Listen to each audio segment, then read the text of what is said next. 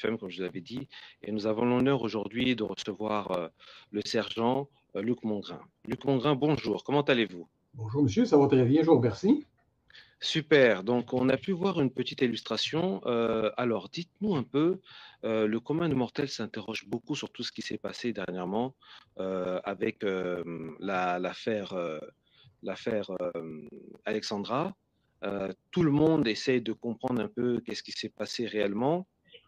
Et c'est vrai que là, on commence à voir que on ne sait pas si c'est juste par sentiment ou si c'est par cette tragédie. On sent que toutes les communautés de toutes les couleurs sont vraiment concernées par cette histoire. Et c'est vrai qu'il y a beaucoup de spéculations, beaucoup de choses qui s'en sortent. Alors, nous sommes venus auprès de vous. Comme vous êtes une personne médiatique, vous êtes aussi le représentant des médias au niveau de la police de Trois-Rivières. Donc, nous sommes venus auprès de vous pour avoir la certification, pour comprendre un peu en général qu'est-ce qui s'est passé, ainsi de suite. Alors, je vous donne la parole à vous, monsieur Luc Mongrain. Merci. Donc, je vais débuter là, pour la meilleure compréhension de vos auditeurs, pour une mise en contexte. Donc, comment chez nous l'événement nous a été signalé? Donc, on part de où et qu'est-ce qui nous amène au moment où on a retrouvé le corps de Mademoiselle Diango Lumbaye? Donc, ce qu'il faut comprendre, c'est que cette dame-là manque à l'appel depuis le 2 octobre. Donc, depuis mercredi dernier, cette dame-là n'a pas été revue par ses colocataires. L'endroit où elle habite avec deux personnes qui sont ses colocataires. Donc, en date du vendredi, le 4 octobre, en début d'après-midi, le colocataire s'était inquiété de ne pas avoir vu Alexandra Martine. Donc, s'est présenté ici au service de police dans le but de signaler sa disparition. Donc, le colocataire a été rencontré par les enquêteurs dans le but d'avoir le plus d'informations possible qui auraient pu, orienter nos recherches préliminaires. Donc, c'est ce qui a été fait. Donc, rapidement, suite à la prise, la déposition de cette personne-là, nos enquêteurs, accompagnés de patrouilleurs, se sont déployés sur le terrain. Ce qu'il faut comprendre ici, comment on amorce des recherches suite à une disparition, bien, on tente de savoir la personne a été vue à quel endroit pour la dernière fois. Donc, elle aurait été vue vivante à quel endroit. Donc, rapidement, on est en mesure de comprendre que son colocataire avait reconduit Mme Diango Lumbaye sur le chemin qui mène à l'île Saint-Quentin. Donc, on parle d'un endroit touristique où les gens vont faire des balades en sentier, des balades à pied. Donc, c'est le colocataire qui, lui, a déposé la dame à l'entrée du chemin qui mène à l'île Saint-Quentin. Et donc, on a pu apercevoir environ une vingtaine de minutes par la suite que Mme Diango Lumbaye a été captée par des caméras de surveillance de la Guérite, où on doit payer lorsqu'on accède à ce site-là. Donc, pour nous, la dernière fois où Mme Diango Lumbaye a été aperçue, vivante, c'est par les caméras de surveillance. Donc, nous, nos recherches ont démarré à cet endroit-là, puisque c'est l'endroit qui était susceptible de nous fournir de meilleures pistes d'enquête. À ce moment-là, il y a un gestionnaire en enquête qui s'est adjoint les services d'enquêteurs et de patrouilleurs, et puis on a ratissé sur le terrain, en forêt, dans un boisé, jusqu'aux limites du fleuve Saint-Laurent et de la rivière Saint-Maurice. Donc, ces recherches-là sur le terrain n'ont pas donné de résultats significatifs. Ne serait-ce qu'on avait retrouvé un soulier, mais on n'était pas en mesure de savoir si c'était bel et bien un soulier qui appartenait à Mme Diango Lumbaye. Donc, par la suite, avec la noirceur qui était tombée, on a décidé de faire appel aux plongeurs de la Sûreté du Québec, ce qui est le service de police provincial pour la province du Québec. Donc, ce sont eux qui ont les expertises pour aller scruter les fonds des cours d'eau. Donc, les plongeurs ont fait le travail. Les plongeurs se sont présentés ici le 6. Donc, le 6 octobre, donc, les plongeurs ont vraiment travaillé dans le secteur ou dans l'environnement où Alexandra Martine aurait pu s'être trouvée.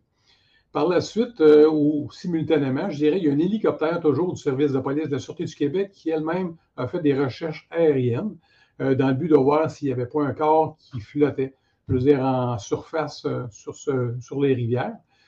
Donc, ces recherches-là se sont avérées négatives toujours en fin de journée.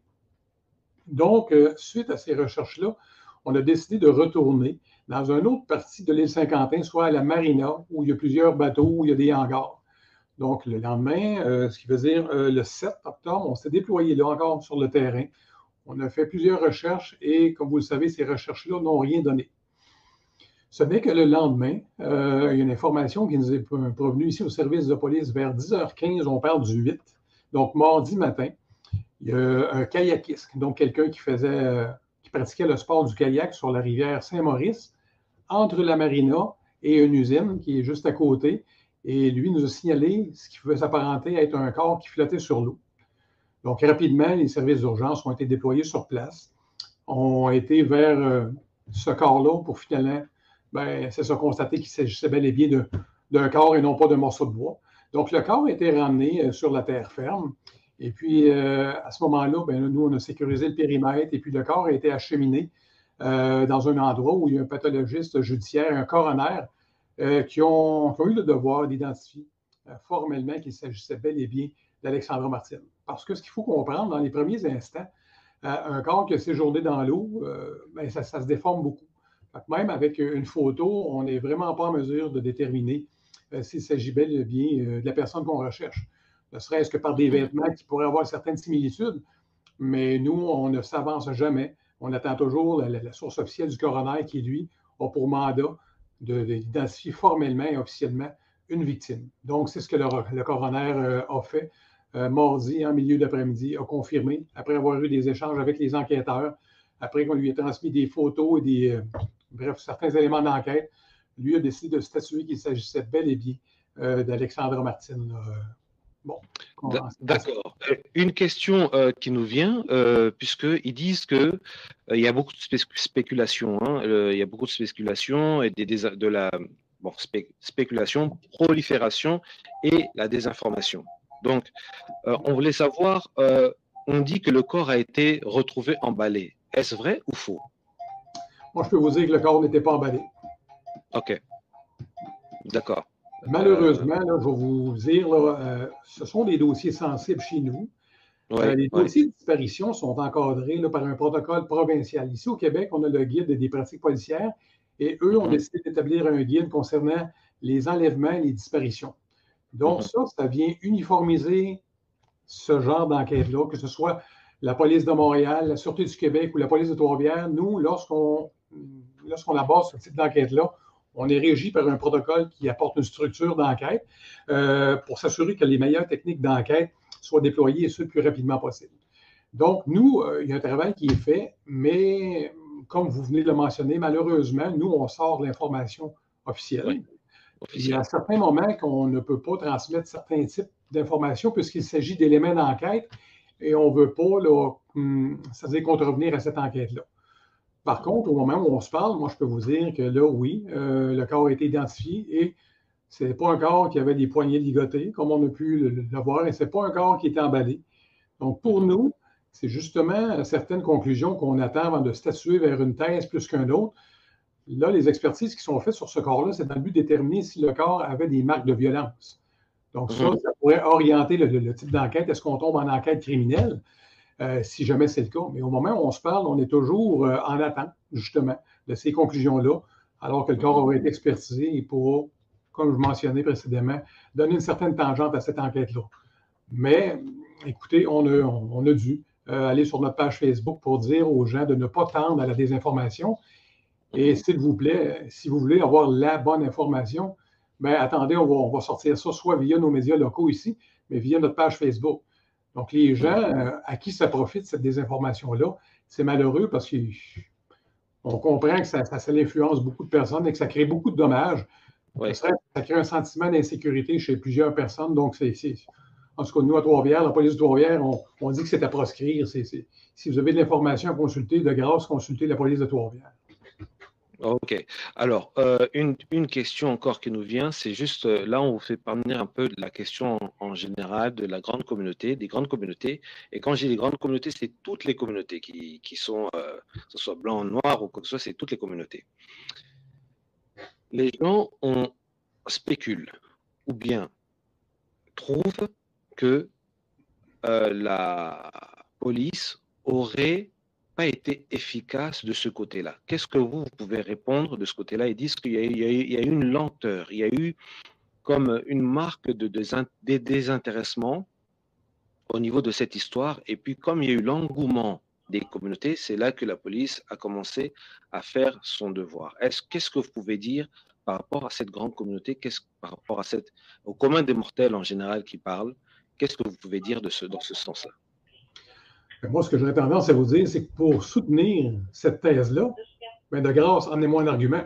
Dites-moi parce que vous n'avez pas fait ça ou vous auriez dû faire ça pour que je puisse tenter de justifier votre réponse. Parce que nous, je viens de le mentionner dans les minutes précédentes, ce sont des enquêtes qui sont uniformes au Québec. Ce sont des enquêtes qui sont balisées par le ministère de la Sécurité publique.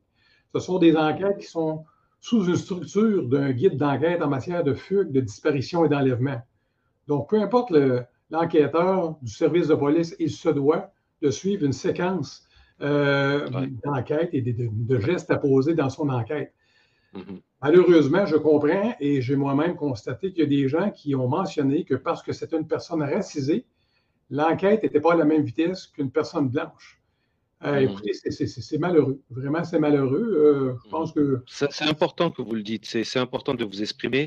Il faudrait que la communauté comprenne qu'il y a tout un processus, il y a tout un protocole, et que même si vous avez des informations, les informations ne peuvent pas se dire comme ça. Il y a tout un protocole, il y a tout un truc à respecter. Alors, c'est important ce que vous êtes en train de dire. Allez-y, je vous laisse encore dire, puisque je vous ai coupé. Donc, écoutez, comme je mentionne... moi, j'aimerais connaître les arguments des gens qui disent qu'on n'a pas été à la même vitesse qu'on aurait dû aller si ça aurait été une personne blanche québécoise.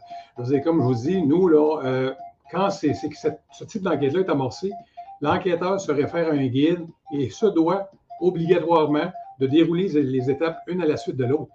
Il n'aura pas intérêt à dire, on va attendre demain pour ce type d'étape-là. Nous, on fait tout ce qui est en notre possible et rapidement parce qu'il faut comprendre, dans le cas d'une disparition, chaque heure compte si on veut tenter de retrouver la personne vivante. Donc, nous, ultimement, on travaille en professionnel ici. On a le code de déontologie des policiers qui peut faire en sorte qu'ultimement, s'il y a une preuve qu'un policier n'a pas bien fait son travail, il s'expose à des sanctions pouvant aller jusqu'au congédiement. Donc, ici, au Québec, c'est très structuré. Là. Il y a des policiers qui ont déjà perdu leur emploi parce qu'ils n'ont pas été en mesure de justifier ce pourquoi ils avaient ou n'a pas fait tel ou tel, avait posé tel ou tel geste. Fait que, bref, ici, moi, je peux dire, pour rassurer la population, on agit en professionnel.